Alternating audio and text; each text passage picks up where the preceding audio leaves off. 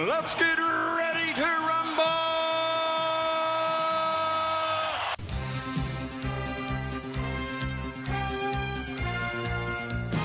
Hello and welcome to Netflix vs. Cinema, the podcast this week that is being pumped up and fired up by the Jacob Banks song, Move With You. So go ahead, go check it out. Great song, great song. My name is Tosin and I am your host up in not that far from where Jacob Banks is from actually. He's from Birmingham. I'm just outside Birmingham in Worcestershire, in a county called Worcestershire in the UK. Joining me as always on the Isle of Wight are Sharon Bollen. Hello. And Shaun Harris. Hiya. You know, it's funny, right? Whenever I use our last names, I feel like this is just so much more grown up of a podcast. I feel like when I use our last names, I feel like, oh my God, we actually sound professional here. They're real people. All right, cool. For those of you who might not have listened to the podcast before, what we do on Netflix vs. Cinema is we go to the cinema. Each week, we watch a couple of things. We try and limit it to 3. So 3 things that we've watched in the cinema this week, and we come back and we rate them out of 5. We also watch things at home on Netflix and other streaming platforms, and we rate them out of 5. And at the end of the show, we would tell you, where do we think our money has been better spent this week? Has it been better spent in Netflix, or has it been spent in the cinema, actually leaving our houses? So this week, shall we kick off with the cinema and tell us, what have we seen in the cinema? Shaun? Okay, well, in the cinema, I went to see they re-released A Clockwork Orange, which I think is a terrific piece of a film, Kubrick film. I watched that twice, and then I also watched 12 Mighty Orphans. So, all right, cool. So we will be using 12 Mighty Orphans, because one of our rules on this show is that you can't bring in a film that you've already watched before, because that would just be unfair. Because I just wanted to plug that because it's just really nice that they've re-released it, and it didn't seem dated. It didn't seem dated at all, which I know you think it would. You would think it would be dated, but it didn't seem dated. And I think there's elements of A Clockwork Orange that will actually see stupidly relevant to today. Relevant, yeah. Possibly.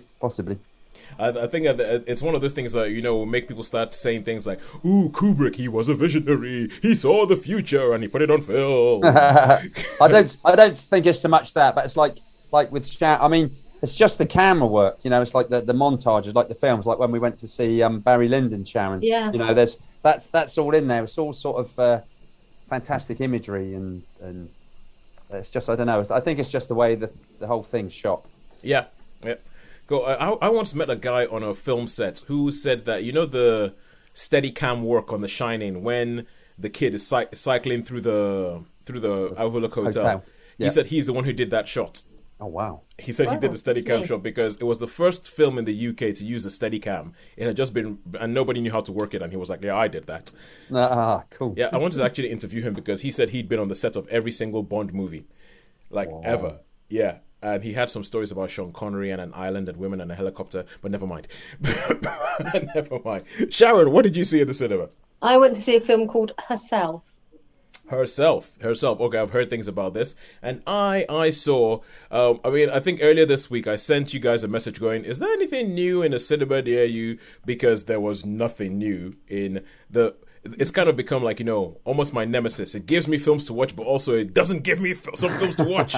And the View Cinema Redditch, who I complain and I whinge and I moan about, I looked on Tuesday. Tuesday is usually my movie watching night, and there was nothing. Everything that was in that cinema, we'd either watched it before or I knew that we're not going to watch it, like Paw Patrol the movie. We're not watching Paw Patrol the movie. But then all of a sudden on Wednesday, the Many Saints of Newark showed up. And I was like, what? It got released on a Wednesday? What's going on here? So it showed up on Wednesday, but not on the Tuesday. So I went to see the Many Saints of Newark, which is subtitled A Sopranos Story. It's kind of a prequel to the TV series. I saw the trailer for that. Yeah, The Sopranos. So anyway, what did we see at home? Okay, well, I saw Gunpowder Milkshake. Oh, yep. Cool. Good stuff. I saw that too. I saw that we had a family film night watching Gunpowder Milkshake. All right, cool. Good to know. Sharon, what did you see at home? I saw a film called A Blue Miracle. All right. On Netflix. On Netflix. And I saw, what did I see at home?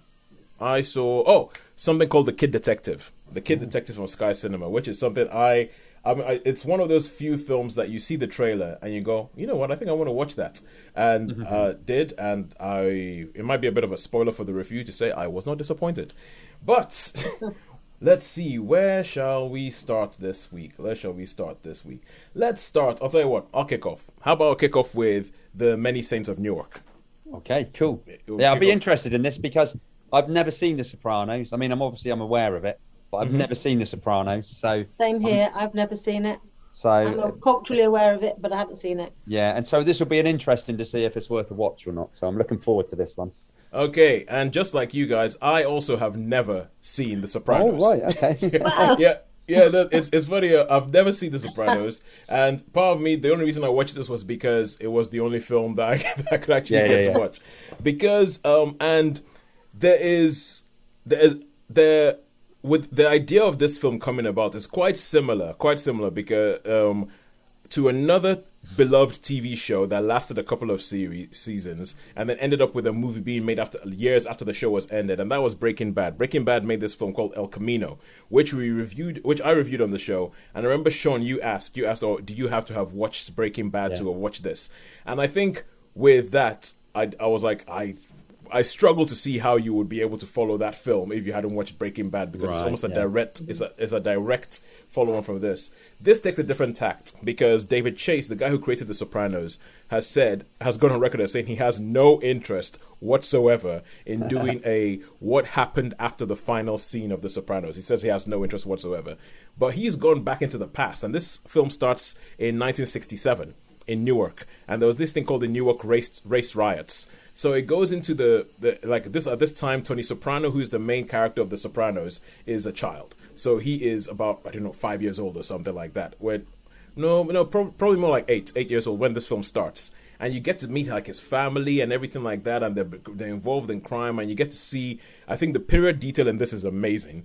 And I think, Shaun, for the period detail, I think you would love the first half of this film. I think you would absolutely love it because the way it sets everything up, it talks about how the race riot started because a black taxi driver got killed by the police, and talk about things that are very, very timely. He got killed by the police, and then this riot's kicked off. And then it goes into how the Italian crime families went, oh, well, if these riots are happening, we can do all this crime and we can get away with all this crime. And you have Alessandro Nivola, who plays Dicky Moltisanti, who is Tony Soprano's uncle, and he is the main character of this film. So one of the best things about this film is that it doesn't do, oh, let's do young Tony Soprano and let's find out how he found his love of pasta or anything like that. He is, for most of the film, Tony Soprano is a background character. And I think it's a great, great idea. He's a background character, and you have his uncles, and you meet all these new characters that you do not have to have any knowledge of The Sopranos to follow these characters. So you have, and I think it has Alessandro Nivola, who is brilliant in this film. He is absolutely brilliant in this film. There's a woman called Michaela, I can't remember her last name, but she's brilliant. She plays because you have Ray Liotta. Ray Liotta is in this film, and I think there is something clever about the casting of Ray Liotta, because there are bits of this film that you keep thinking Goodfellas, especially at the beginning of the film. Because if you think about the way Goodfellas starts when he's a kid and he's seeing all these gangsters walking around, it's like, as far back as I can remember, I wanted to be a gangster. And that's Ray Liotta doing that. This film starts with a voiceover as well. There's one particular scene where there's somebody who's walking away from a building with a fence that's on fire behind him. And I just thought, hang on, that's Goodfellas. That's a Goodfellas shot from a slightly different angle. And the fact they have Ray Liotta in it, who obviously in Goodfellas was this young guy who saw the wonder and the brilliance of the gangster life. And in this film, Ray Liotta plays an old dude who's almost at regret about the gangster life. And I'm just kind of like, that's genius casting. It sort of gets you into the theme of the film almost straight away. Boom. And I think it's really good. And I also think he is brilliant in this. There are some scenes where he's having a scene with Alessandro Nivola, and Alessandro Nivola says something, and just from Ray Liotta's eyes, you can see exactly what he's thinking. And I think it's some amazing acting in this. So I think it's really good. I think I love the period detail. I don't know much about The Sopranos, but there's bits where they do something and you kind of feel, I feel like that's like a reference to something else in The Sopranos, or because there's some characters that when they show them, there's a character that gets born during the film, and you're like, if that character has born now, that character has got to figure in The Sopranos right now. So in this scene where Tony is meeting this baby cousin, there's something going on here that I don't understand because I haven't watched The Sopranos. So yeah, all in all, I thought it was a really good film. I think Vera Farmiga, I never know how to pronounce her last name. She plays Tony Soprano's mum, and she is awesome. She is. So, I spent half the film trying to figure out if it was her or not. I was like, it looks a bit like Vera Farmiga, but I don't really know. John Bernthal plays his dad. I think essentially the cast for this is stacked, and some of them don't really do anything. It's almost as if the film has too much going on. As in, you can tell that the source thing is a TV show because the pacing is slow. It moves along as it takes its own sweet time to do anything, and you feel as if, oh, if we had another episode, if we had 10 episodes, you could go into that storyline, you could go into that storyline. And one of the ones I really liked was about there's a guy, Leslie Odom Jr., who plays like this black guy who the mafia used to do some of the dirty work. And there's a storyline about him deciding, you know what, why should we actually work for white people? I want to build my own crime empire. So that's going on as well. So there's a whole bunch of different things going on. I don't think you need to watch The Sopranos to actually follow this. I think it's quite good, and it doesn't particularly show the mob life as something glamorous. It shows it almost as something just very down to earth. This is how things go on, and this is how fickle some people can be about things. So all in all, I would warn you that it is a bit slow. I think people who watch The Sopranos will get a lot more out of it. There are quite a few different storylines that don't really get followed up because there's not enough time. Because it's only a 2-hour film. But all in all, I'll give this a 4 out of 5. Ooh, cool. Yeah. All right, cool. And so we go from that to... let's see. Let's go with Sharon, because I've just done a lot of talking, and I have a lot to say about Gunpowder Milkshake, which Shaun has watched. So Sharon, tell us, we're going to go to Netflix and tell us what you saw this week. Miracle. It's one of those, I suppose it's like a genre of inspirational, family-friendly, based on a true story sort of films, which is probably not the neatest search engine title put in. But it does sound like a Netflix subheading, you know, when they go like movies with a strong female lead. Yeah, they got these, and they say, because you watch this, you might like this. But anyway, it's based on a true story, and I'm going to ask you a question actually part of the way through, and you'll see if you can guess how this film turns out. It's basically set in Mexico in the near past, and it's a struggling orphanage where they take in street children or just abandoned children. And the couple who run it are a husband and wife who met on the streets, but they were both orphaned and end up being, street children. And they're passionate about this orphanage where they take in all these just vulnerable children and give them a home and sort of provide a family for them. And this guy is so loved that the children call him Papa. And they just look up to him. But the orphanage is struggling. And then a storm comes and it floods the orphanage. And at the same time, they find out that there is this fishing competition that's going on where you can win an awful lot of money. And there's a guy, a grizzled old sailor, fisherman guy, played by Dennis Quaid, who has won this competition twice before. And this year, because of... a storm and a lot of the ships have been disabled. And normally it's like an elite competition where only like the best, you have to qualify to be able to take part in this competition. This year it's opened up to all comers. So anyone who's got a boat can enter this competition. And the person who lands the biggest fish, the biggest marlin or the biggest tuna or the biggest whatever, whoever lands the biggest fish wins an awful lot of money. Okay. Now, what do you think will happen if a group of orphans and a grizzled old fisherman enter a competition against all the odds? Well, if this was and it's called Blue Miracle. If it was a 1980s Amblin movie, I would say obviously the orphans and the grizzled fishermen are going to win. But obviously this is true life. This is a true life story that you're telling us, Sharon. So they must lose because it's true life. But it's got Dennis Quaid in it.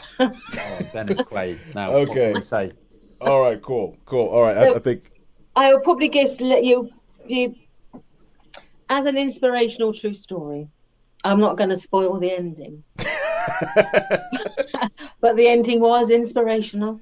Okay. And Julie and moving, and there's a lot of blue in the film. So basically, it does what it says on the tin. It is a film about blue and miracles. So they've been sort of psychiatrist. It's actually quite a fun family film. There's not many, because when I watch films with my mum, who's in her late 80s, there's certain films she doesn't want to see. And when you go through like action films, Netflix recommends, and you know that this is not going to be suitable for either young children or the very elderly. And so sometimes it is a struggle to find films that we can actually watch together. So this was one we were quite pleased to find, because I was reading the blurb thinking there shouldn't be anything offensive or alarming or horrible in there, and there wasn't. So it's like you would say it was like a sort of kiddie, elderly, person-friendly film, and so it does exactly what it was supposed to do. It entertained for an hour and a half. It was there's like a bit of an uplifting story in there. There were some child actors being child actors, and there was Gentway. That's a word. So it was what it was. I would say it was a solid 3. I mean, I don't think these films, when they make them, they just must. I think the American audience, they churn these out by the dozen, don't they? For the sort of God channels and for the inspirational. Well, channels. you see, that's the thing. That's the thing, because once you said Blue Miracle, I was thinking that it sounds like one of the Christian blockbusters, if you will. Yeah. Because that is massive business. I mean, we know anything. Essentially, there's this sort of like Christian industrial complex in America where they figured out how to make money around God. So and this is is spread to films. So there's things like God's Not Dead, Fireproof, and I figured there's a lot about true stories behind songs and famous songs. There's yes. 2 or 3 of those. I can only imagine. Imagine. Yeah, so when you said Blue Miracle and you said inspirational, I was like, this sounds like one of those. It is one of those. It's firmly in that set. Yeah. So if you know what you're getting into, it's you know what you're getting into, and so it's almost like you're on safe ground. Ooh, the case for Christ. Yeah, I think is what I think they've identified that there's a market for this film, and so totally. And then that's we're sort of fall within that market. I mean, I'm happily to all watch anything really, but if you want to stay safe. And this is like a safe film. It's you're completely within your comfort zone. You can watch it with mum. You can watch it with mum. It was completely a safe film to watch. So this is totally different to our family film night that we had the other night, which we'll talk about. It's like you watched Blue Miracle, we watched Gunpowder Milkshake. So speaking about orphan, sorry, Sharon, you could give it a 3. 3, and we can move on.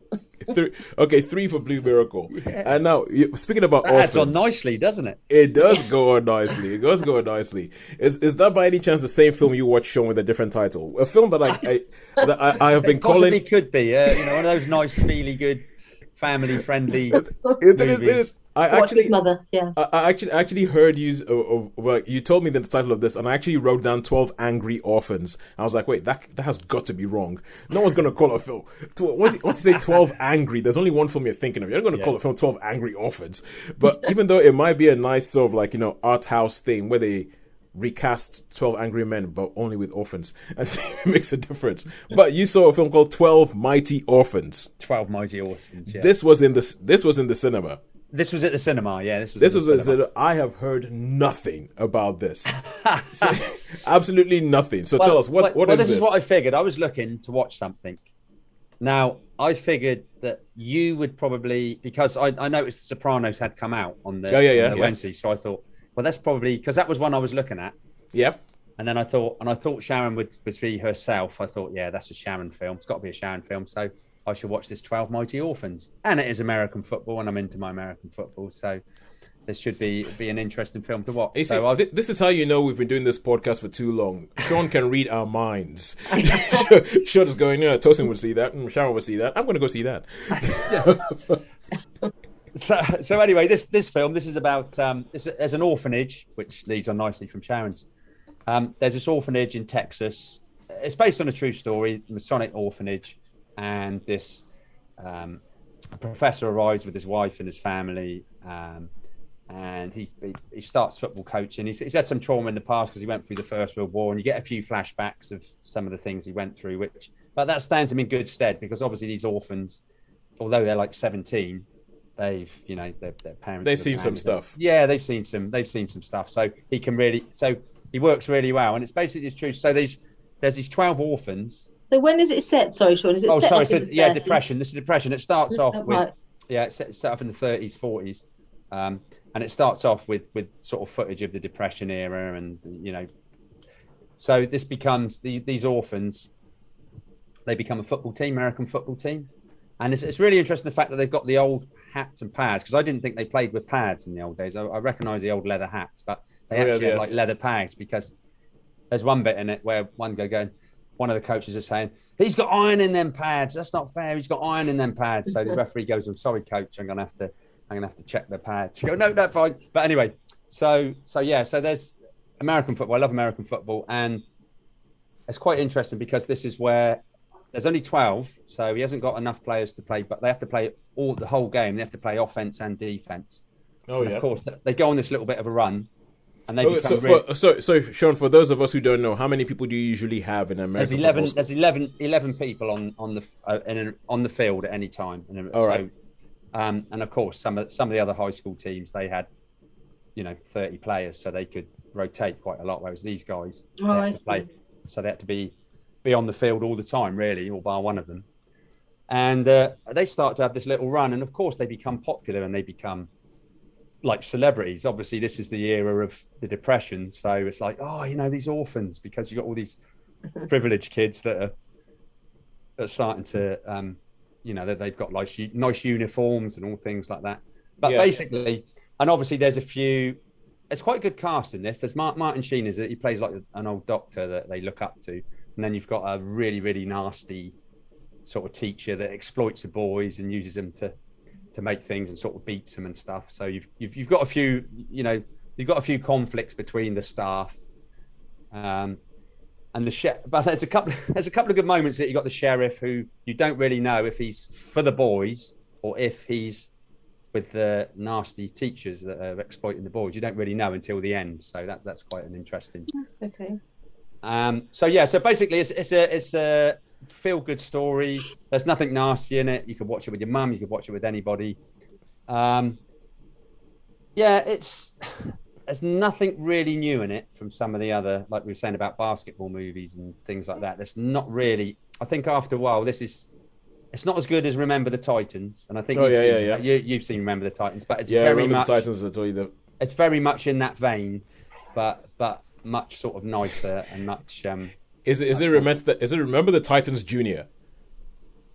Remember the yeah. Remember the Junior Titans. The Junior Titans. Yeah, remember the Teen Titans. Yeah, the Teen Titans. So this is basically a really feel good film. A bunch of no hopers or considered losers that start to become really, really good.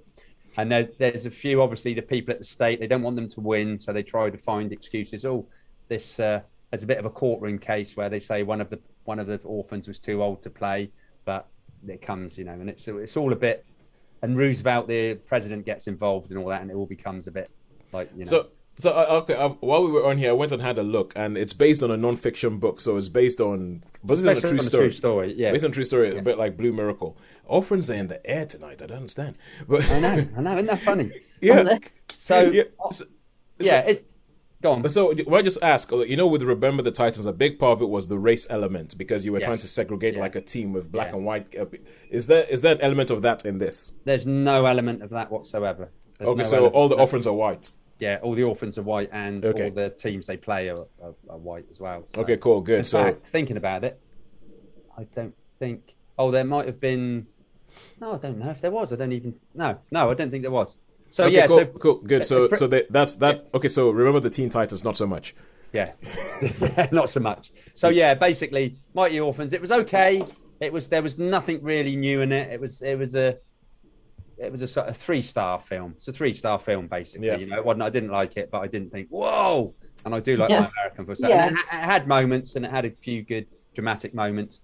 And you did have at the end, you had the actual footage of what had happened to all these orphans and what they done. Like most of them went into the military. Some of them became, you know, and they all did pretty well for themselves. Luke Wilson plays the coach. Yeah. Oh well. So this sounds like, I don't know. It has quite a good. That's a good cast. It has a good cast, but like, you know, people who were never particularly A-list, like Wayne Knight, Robert Duvall, Martin Sheen. That's a good cast, but interesting. It almost makes me feel like this is a kind of film that came about because people needed work after the pandemic. But no, it was filmed before the pandemic. It was filmed before the pandemic. All right, cool. So that is 3 stars for 12 Mighty Orphans. Although I have to say one thing about, I think American football is probably the sport that comes off best on film. I totally agree with you. I think so, yeah. I think closely followed by basketball and probably essentially the All-American. Baseball, yeah. The American sports, I think. The British sports, they don't really... I can't think of a cricket movie, to be honest. Oh no, there is actually a cricket movie. There's a cricket movie. I can't remember what it's called. There's a cricket movie, but it's... Oh, good Lord. Anyway, but there's some rugby things, but the football ones are football, the soccer, British Escape football to ones. Victory. Yeah, it's all right. You know, the thing is, I The think... Mean Machine. Yeah, with I know. I think Escape to Victory is probably more seen as it's a film that is widely accepted as not good, but it's also universally loved. Loved, yeah. So, that is those films that you see the crowd scenes and they're all dressed in like this. They've just like got a football crowd in, haven't they? And they said, "I'm going to film this.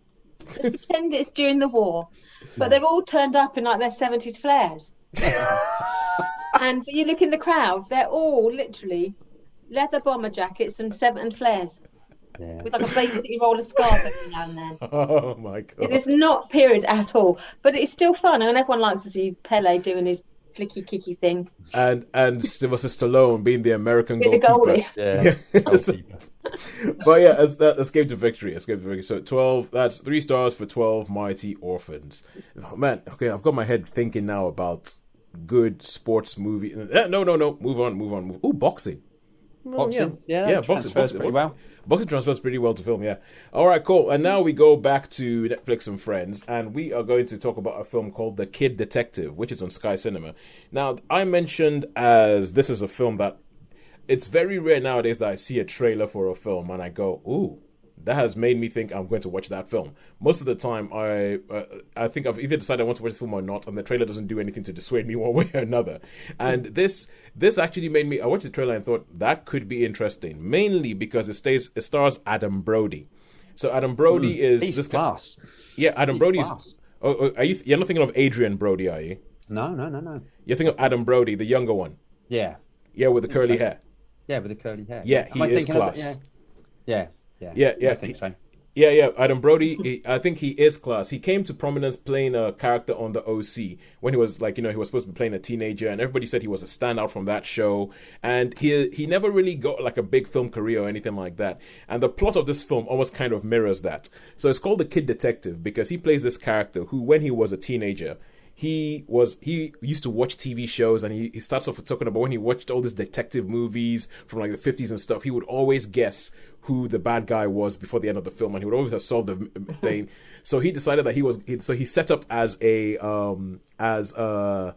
detective. He figured out one small case. And when he figured out that case, he became like a celebrity in the local town, and his picture was always in the paper, and there would be like a big story about when he solved the case. And so they loved him so much because he found something for the town, so they gave him an office. He actually had an office in there, and they said, you have the office for life. And the guy who gives out ice creams in the town said, you have ice cream free for life and all that. And this is all when this kid is about 12. And so he becomes a celebrity, and people go like, we've got a genius in the town. He's amazing. He's brilliant. And one day, the mayor's daughter goes missing. And everybody is like, don't worry, we know you're going to figure this out. Don't worry, we know you're going to get there. Don't worry, we know you're going to we know you're going to crack this case. And he never cracks the case. And so it sort of jumps forward like 20 years. So he's now like in his 30s, and he's kind of a bit run down because not solving this case kind of broke him. And now he just has people who, like, kids come to him and go, oh, one of my friends said that he went down to Boston for the summer and, like, you know, he had a tryout with the White Sox. I want you to find out if he's lying or not. And he's like, he's lying. It's like, he's lying. I've solved the case. And that's kind of like where his life has got to. His parents are like, you know, come in and look at him and they're like, oh, you sure you still want to do this? Are you sure you don't want to sort of like do something else with your life? We're a bit worried about you. Why don't you just give up this whole detective thing? And he finally gets an actual case where somebody comes in and says, my boyfriend was killed, like last week. You might have heard about the story. I would like you to find out who did this. And he's like, okay, this is something I can do. I can actually do this. And I think for him, it's kind of almost like a little bit of redemption because this one case that he couldn't solve when he was 12 has dogged him. And he's like, no, I've got to do this because this is an actual thing. He's not even getting paid for it, but he wants to actually find out what happened to this boy. Why was this boy killed? And it's funny because do you guys remember a film called Brick? Not really, I Brick. don't. It starred Joseph Gordon-Levitt, and it was directed by Rian Johnson. And it's essentially, if you took Humphrey Bogart and you transplanted him to a 90s high school film and put, like, you know, him when he played, what was the name of that private eye he played? Phil Marlowe? Marlowe, yeah. Yeah. If you took Marlowe and put him in that's so Brick is essentially like a film noir Humphrey Bogart mystery, but set in a 90s high school. And this reminded me a bit of that because it's like he goes in and he starts has to do all this detective stuff to figure out what's going on and figure out who's doing what, and he goes to like these kids who are underneath the bridge to find out if there was drugs involved. He goes to the family, and there's a lot of times where this film it is being a typical detective story, but at the same time it's playing with all the things you expect to see in a typical detective story, if you get what I mean. So I think people like us who know about film now and stuff, I think will love it because, you know, oh, this is what's supposed to happen, and then it just undercuts it with something else. And so it starts off like, you know, a really, really sort of fun thing, a really funny, let's see what's going to happen here, it's going to be crazy, this guy thinks he's a detective, used to be a kid. Where the film ends up is somewhere a lot deeper. It's somewhere a lot deeper. It's somewhere a lot more. And even when he finally, I don't think it's a spoiler to say he solves the case. But when he solves the case, it's not what you expect. It doesn't go the way you want. And even the final shot of the film is kind of like the final shot of the film. When it finishes, it makes you go, "Hang on, what did I just watch?" Was it a romp? Was it a detective story? What was the point of it? But I really, really like this film. I really, really like the film. I love the way it made you think. I love the way it played with what you expected. I think everybody is brilliant in it, and I think Adam Brody is brilliant. And oh my god, the ending! It ends in such a like, you know when a film ends and you're sat there thinking, how the hell would you deal with that? Like, what? It's like, how does that even work? I'll give it a 4 out of 5, and I would recommend go watch it. I know we all have access to Sky Cinema. I'll say go watch it. The Kid Detective with Adam Brody. I really, really enjoyed it, and I know I've just set this thing up to fail. And Sean's gonna come back next week and go, "Toes, I thought it was absolute rubbish. If I could give it a 0, I would." but I would give this a 4 out of 5. I've had a good week, but and now we go back to cinema. We go back to cinema, and Sharon, you saw Herself. So, Herself, yeah. Tell us a little bit about Herself. This is a film set in Ireland, and it is about it starts off with a woman at home with her 2 children, and she's just playing with the children, and then her husband comes in. And she says to the children, "Oh, go play outside for a minute, go play outside." And then just as the children disappear, she gives one of her daughters a little box and she says the code word, "Oh, Black Widow." And then you see this little girl basically running like mad, and you think, what was that all about? And then her husband basically launches the most savage attack upon her, you know, hair pulling, slamming her head. Basically, he just launches this physical assault on her. Is that his wife or? That's his wife. Children. That's his wife. And on the woman, yeah. And the one little girl's hiding in like the playhouse in the garden, and the other little girl, when the Black Widow is basically her mum's safe word. So she says, if she says this, then she tells her basically her daughter has to run to the corner shop and get them to call the police. Right. And she's already set up this because she knows that her husband is violent, and she's been trying to get out, but she just hasn't quite managed to leave yet. And so he discovers her stash of money that she's been saving up as her escape fund, and he goes for her. And that's the opening scene of the film. And then you jump to like 6 months later, where basically she's now living in like refuge accommodation. She's in a hotel room next to the airport in Dublin. And she's looking for a house, and she's having to drive miles to take the children to school, and then miles in the other direction. And she's got these 2 cleaning jobs, and she's basically just at the end of her tether. She doesn't know quite what to do. And then she's living in this one hotel room with 2 small children, and just doing cleaning jobs. And she goes to the housing officer and says, where am I on the housing list? And she's something like 349 on the housing list. And so her chances of getting like her house of her own are remote, to say the least. And every time there's a house comes on the market, her and the other 300 people on the house list basically turn up to say, if they're willing to take like benefit money, or the Irish equivalent of like your housing benefit, they're saying, we'll take money with benefits.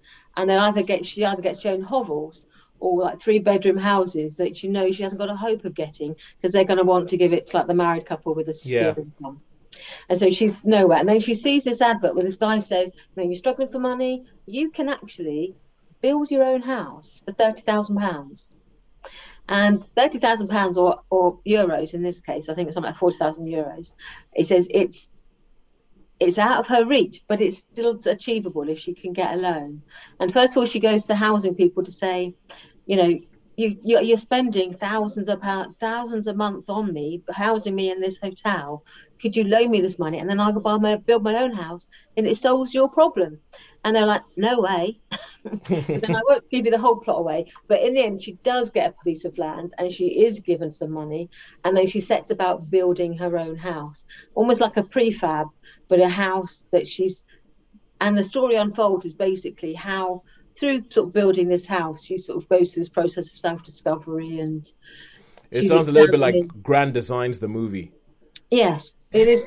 And they, at one point, one of the people who helps her with the house starts taking pictures, and she's like, don't take any pictures. And he goes, don't you want us to be sort of log it like, Grand Designs, where I film you as you're building it? And she'll go, no, I don't want you to put anything out on there. And it's a secret because she doesn't want her husband to know, because basically if he finds out, he'll turn up, sabotage it. And he's sort of trying to... sorry. So this film follows the woman who got attacked at the beginning of the film. Yes. Oh, I thought it followed her daughter. Sorry. I now got it. No, it's the mother. The daughters are something like 4 and 6. Yeah. They're quite little.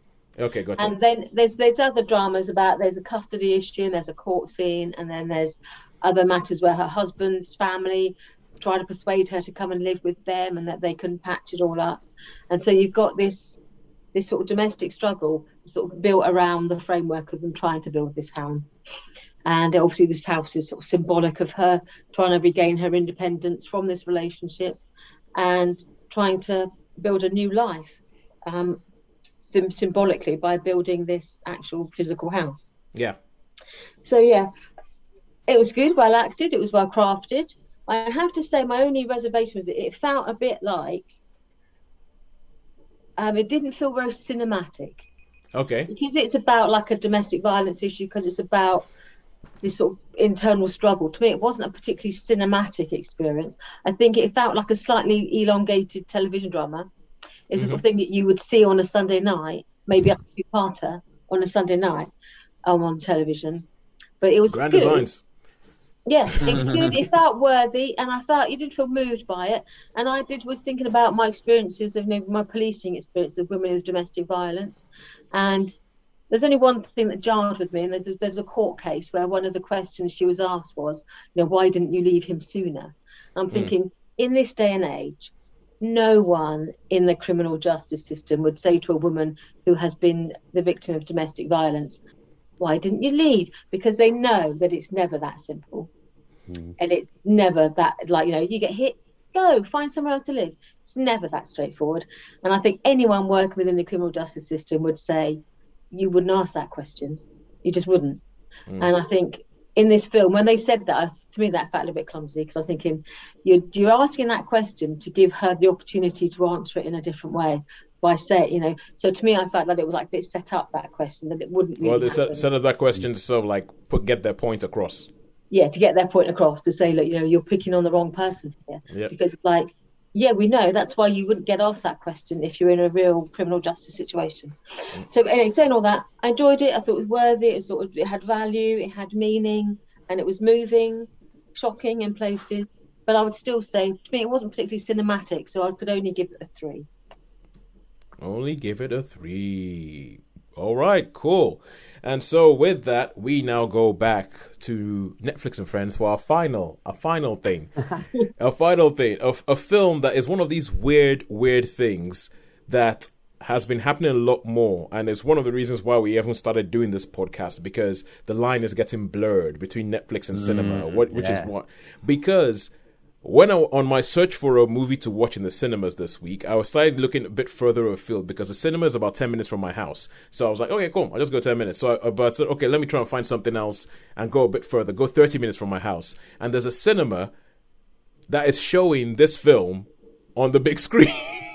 Okay. And I was like, I thought this was a Sky Cinema thing, because it's on Sky at home, but it's actually in some cinemas. Oh, it doesn't seem like it's a wide release. It's in some cinemas. It's mostly on Sky Cinema, but it's in some cinemas. So the Empire Cinema in Great Park in Birmingham, I don't know what you're doing, but they have this film up. They have this film on the big screen.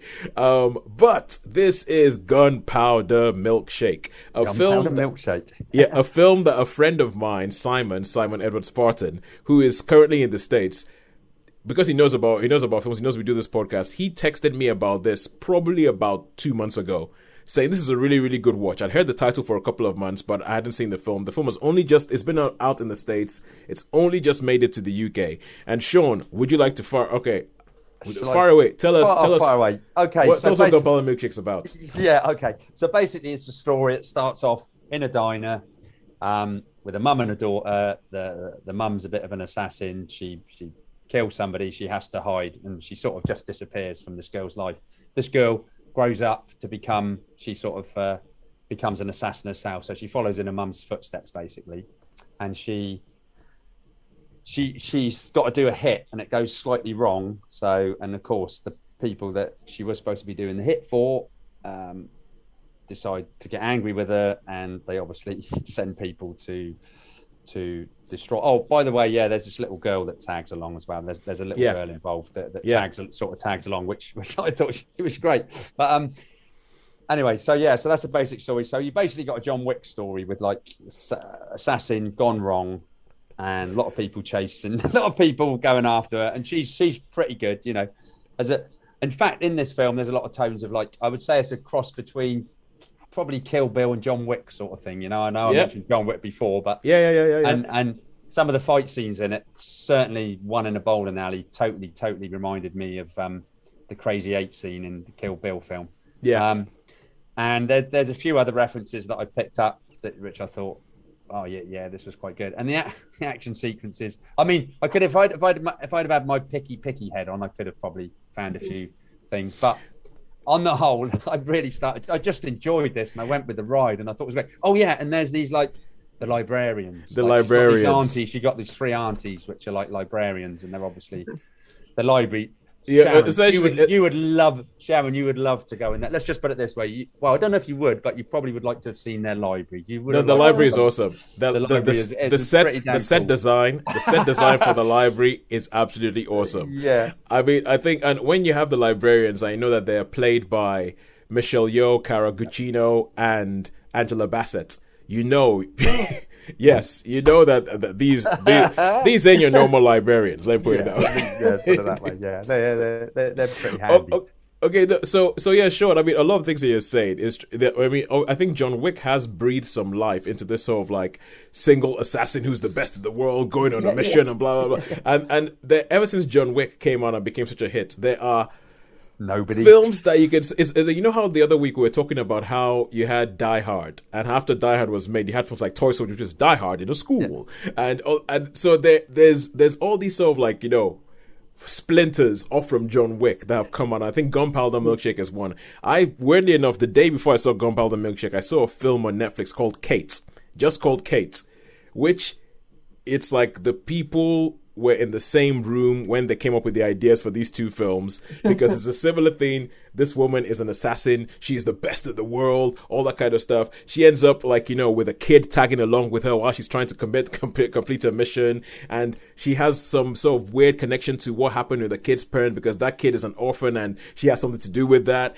It's almost like the same thing. Only that. Yeah, I was kind of like, oh, there is definitely something in the water with this. But what you were saying about Gunpowder Milkshake is that I agree with you that after a while, it's very soon, this film tells you, don't take us seriously. Yeah. Like, not long after you start watching it, this film says, we're not to be taken seriously here. And there's some hilarious moments in it. The thing is in the doctor's place. Oh, yeah. I was still like, oh yeah, okay, let's go. Literally that. I was like, oh, that was really, okay, I don't think it's a spoiler to say that this film has an action sequence in which somebody has their arms paralyzed and has to take out 3 assassins that come at them. Yeah, but to me, it's the assassins as well, which like especially the one that's like got the bad leg. The one in the wheelchair, yeah. Yeah, that was one of them, yeah. So that, I mean, and it didn't take itself too seriously. It was really, really good fun to watch. It was a really good watch. I thought the acting was terrific. And as I say, some of the foibles didn't bother me at all. I just went with it and really, really enjoyed it, Shaun, did you have any idea of where this film is set? Or when? No, I haven't really thought about that. I hadn't really thought about that. So I would say somewhere around about, I don't know, Los Angeles or somewhere, or Chicago. Well, because I'm looking at some of the architecture in this film is like a mishmash. Like, the library itself. The library looks like an old European city. Yeah, it looks like it's in Budapest or something like that. Yeah, there is. Yeah, and the fact that everybody in this film, nobody uses a smartphone. They use flip phones. They use things that look like the Nokia 3210. And I'm like, they have this baby. And I'm like, when is this film set? I know. You're right. It wasn't. That's why I said Los Angeles, Chicago, because like the bowling alley remind me of like maybe a Los Angeles location. And like you say, some of the architecture was like Chicago or somewhere like that. So yeah, that's an interesting. Yeah. I mean, I have no idea. It's just. Yeah, it's not the point, but it almost kept, and the diner looks like it's set in the middle of the desert in Nevada or something like that. Yeah. It is all over. It is a bit all over the shop. The action sequences that are quite good, but it is essentially just an action movie. It's a female led, heavily female led, heavily female led. Really, totally. In fact, isn't it? When you think about it, it is totally female, and it's brilliant because you have an action sequence, right? You have this whole big climatic battle that has Karen Gillan, Lena Headey, Michelle Yeoh, Angela Bassett, Cara Guccino taking on a whole bunch of men. Who are Russians, big Russian, like the whole Russian mafia army has come. Well, yeah. There were some of a busload of them, isn't it? I think they actually turn up in a coach. They actually literally turn up in a bus. In a big coach. Yeah, there's literally a busload. That was quite funny. A busload. It's kind of weird though, because it's you. Although I'll tell you one, right? You know the sort of second in command in the film. Wait, what, the Russian second? Yeah. I'm not even sure that they are Russian because, the main guy, he has an American accent. The one who's talking about his daughters and talking about, I've always considered myself a feminist and all that. But there's this guy who shows up with a toothpick in his mouth and he has this hair that Sharon, you know how we were complaining about Frank Grillo's hair last week? Yes. We found one that's topped it. Yeah, definitely. It was like an ant. Yeah. Oh my god, the guy showed up, and even the first time you see him is in silhouette, and my first thought was, I don't know much about white hair, but dude, wash your hair. Yeah. No, I agree. It was the second he showed up, you wanted him to. It just seemed like Russians. No, you're right, Tosin. They didn't even really speak in a Russian accent, but you just assume that most of those hoodlums. Whenever you see them in every John Wick, they always seem to be Russians. Yeah. So it's a bit of a Okay, but anyway. But Shaun, sorry. Shaun, but anyway, okay, let's go on to stars. What do you reckon? Well, I did thoroughly enjoy this film, so I'm going to have to say that it was a 4-star one for me. I really did enjoy it. All right, 4-star for that. I thought that it ran out of steam towards the end. Fair enough. I thought it ran out of steam towards the end. I thought that there were a couple of things that, as much as I enjoyed some of the things, there were a couple of things where I was like, well, it's not really setting itself apart from a whole bunch of things. I personally would give it a 3. But fair enough. No, that's fair comment. I mean, I don't normally laugh at films like that, but as I say, that scene, and I still got a picture of it in my head now, that where they're in the doctor's thing, and the bloke with the gun that's hobbling. It just made me laugh. It just made me. It really, really tickled me. That did. I think the film does do a lot of. It has a fine line in. It has a fine line in coming up with weird situations. Like essentially, when they're in the doctor's office, you have this bunch of assassins who are trying to kill somebody, but they are all on laughing gas. Incompetent. Yeah. They're all on laughing gas, so it's kind of like there's a whole bunch of things. There's all these random things that they do in the film that are quite good. Oh, and I reckon Shaun. I know you hate car chases, I reckon that in this film they've managed to do a car chase that you can get behind. Yeah, I could probably. I could probably forgive this car chase. I know. Yeah. There is a bit of there's an inventive car chase in it. There's an inventive car chase in it that I when I was watching I was going, okay, cool, that's good, that's different. But so anyway, that is it for our reviews this week. Would you guys like to guess which has come out ahead, Netflix or cinema this week? I think Netflix by 0.5. I think it's home viewing this week. Home viewing, yeah.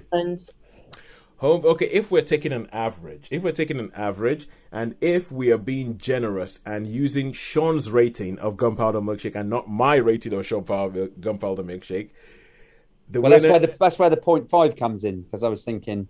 Okay, all right. Because we could use both of ours as a 7. Yeah. I see. You're thinking like if we add them all up. Yes. You're saying if we add them all up. Oh, add them all up on average. All right, yeah. give me a second while I do some maths. Add them all up. You'd love that. You'd love that library, Sharon, especially Pride and Prejudice. I think you'd probably, or no, Jane Eyre, whichever one it was. No, honestly, the library, the library scene, the library set is beautiful. It is. This is a film I'm aware of. I haven't seen it yet, but I will see it. But that sounds good to me, as long as they don't damage any books when they're having their fight. You see, now, Shaun, this was the point. This was the point in which I thought that maybe Sharon, because I'll tell you what. We're going to set a film in a library, then we're going to spend the next half an hour ripping the books apart, and it's just like, no. Okay, so Sharon, I would recommend you watch the first half of this film. The first half of the library scene. I think you remember the first. Don't ruin the books. That's the whole. But I think it's the kind of film in which you can see. I think everybody in the film is having fun, and most of the fun translates to you watching. And it's the kind of film that you can see. I quite rate Karen Gillan, really. I think Karen Gillan is good. She's been good in a lot of stuff. Okay, I've done my maths. Okay, going back to it, and Shaun is exactly right. If we add up the whole thing, this week cinema has amassed 10 points, and getting an average of my score and Shaun's score for Gunpowder Milkshake, Netflix has amassed 10.5 points. Ooh. Yes, so the first round we had Many Saints of Newark 4, and we had Blue Miracle with 3. The second round, things got flipped around a bit with 12 Mighty Orphans with 12 Mighty Orphans with organs. That'd be an interesting movie. 12 Mighty Orphans.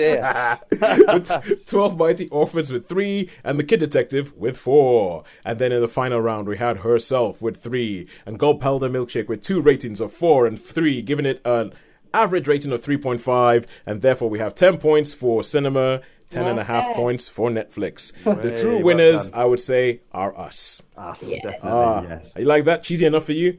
Was that inspirational? Easy enough. Yeah. That's cool. Was that inspirational enough, Sharon? Yay, the true winners are us. We all win. Yeah, we are.